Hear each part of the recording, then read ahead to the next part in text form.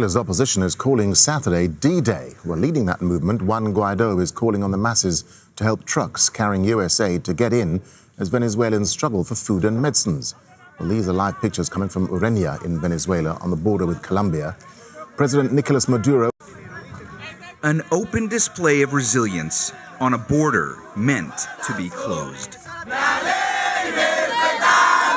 Venezuelans exhausted by their long journey to Brazil, but not too tired to gather, lowering their country's flag as a sign of mourning, singing their country's anthem as a symbol of hope. From another group of recent arrivals, though, expressions that ranged from anger to fear. First, calling for the ouster of Venezuelan President Nicolás Maduro. Fuera Maduro! Fuera! Fuera! Fuera! Alvaro Barroso says his group was driving through the Venezuelan town of Santa Elena when they noticed a commotion. At the hospital, I saw one person was dead. I also saw lots of people who were injured. We were in the car and we stopped to see what happened. He was told Venezuelan soldiers had opened fire on members of an indigenous community supporting the country's opposition.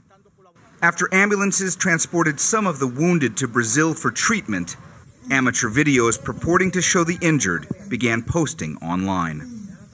A line of Venezuelan security personnel attempted to enforce Maduro's decision to close the border with Brazil.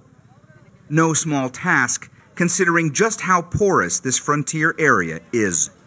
So right behind us, that's Venezuela. We are on the Brazilian side of the border. The plan is for aid comprised of medical supplies and foodstuffs to be delivered to this point on the border crossing at some point in the next 12 hours. How exactly that aid will then get into Venezuela, well, that's still a bit of an open question. Brazil's army says medical supplies and food will be made available for pickup from here, beginning on Saturday. We're going to respect the sovereignty of the Venezuelan territory. Our work is inside Brazilian territory.